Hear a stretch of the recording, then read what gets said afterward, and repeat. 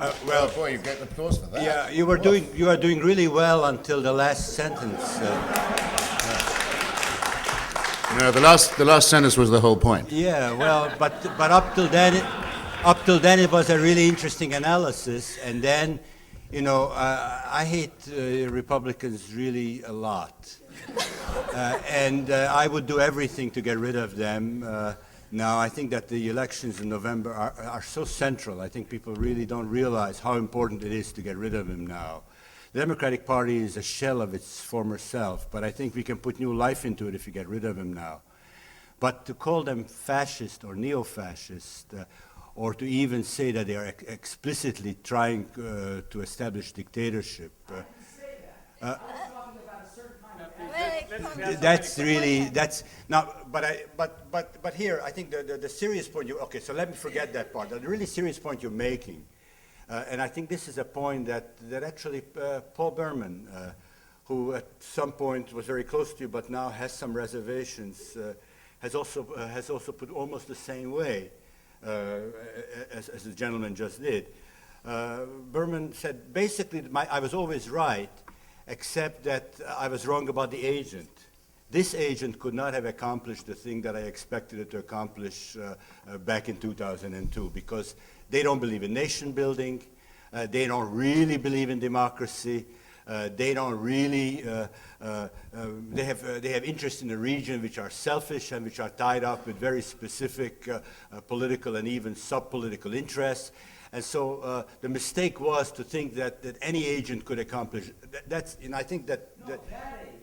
And you put your finger on it when you said that Cheney and this regime went to war not so much against Hussein, but against a certain kind of international order. That's the key to. Well, I also think that's true.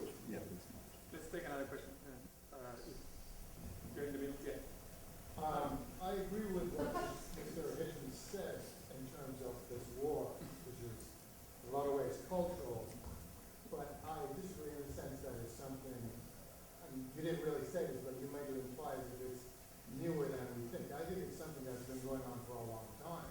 And I think a lot of it also, it's not one-sided, as I think you seem to think in the sense that it's really coming from the jihadist point of view. That is certainly one of the elements that's driving it, but I think a lot of it also is coming from the sense of certainly the Western side, where, for lack of a better term, the corporatocracy of certainly banks, major companies, and also governments, which have been part of the whole system all along. So, in a lot of ways, I really think it's really part of this whole chess game that's been going on that is really part of world dominance. Who's going to actually dominate what world, and from what point of view you see as being where you think you're on the right, or versus the other side that's on the wrong. And my question to you is that whether or not that is in fact what we're having going on right now. Do you think we should take 2 or 3 questions? There's so many Sure. people, and then each of you answer more or less the questions that you are, and you here. And with those 3, we go. Okay, leaving aside for one moment whether or not this war is right or wrong, and looking at actually what has happened. When I look at how the Bush administration has executed this war, I think about a scene in movie All the President's Men where Woodward's talking to Deep Throat about the Nixon administration, and Deep Throat looks at him and goes, "The truth is, they're just not very smart." And I'm wondering, how did they butcher this war so poorly? How did they basically take a good idea, meaning get rid of a murderous dictator, and just completely screw it up? And no one seems to explain this, whether or not you can pinpoint one factor or another. And it's kind of going back to what Mr. Hitchens said when he was talking about, when he says, well, there's evidence, that Sarkar is trying to kill, enemies of Saddam. It's like, well, why aren't they shouting? Because I'm out there shouting for them, because they're too dumb to do it, or they can't communicate because they seemingly can't communicate anything. And I'm just wondering if anyone has an explanation for this. My question actually relates to in part the answer to the previous question, I think, but I'd like to direct it to Christopher.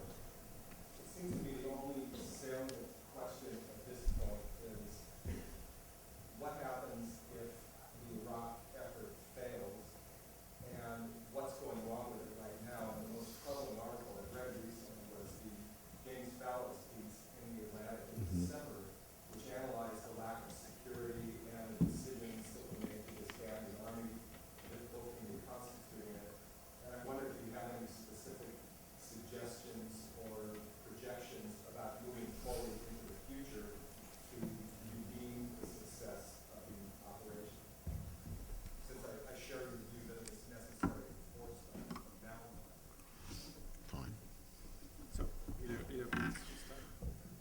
Well,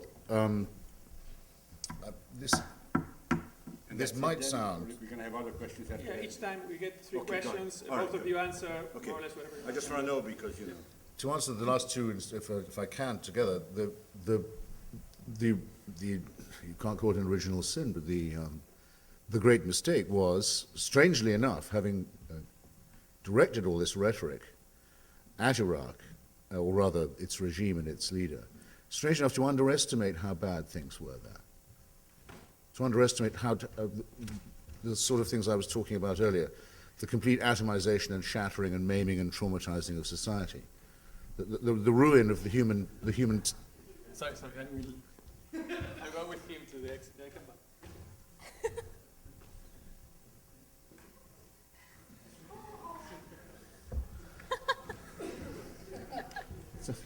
Is this coming out of my time? I'm never sure. The ruin of the Iraqi personality, if you like, just the abolition of any kind of solidarity or social bonding, and it's just the maiming and traumatizing, 30 years of fascism and war. To underestimate the damage that had done, also to underestimate something even easier to measure, namely that there's nowhere to put a bandage on the oil industry. No investment had been made in it for years. There were people who knew how it worked.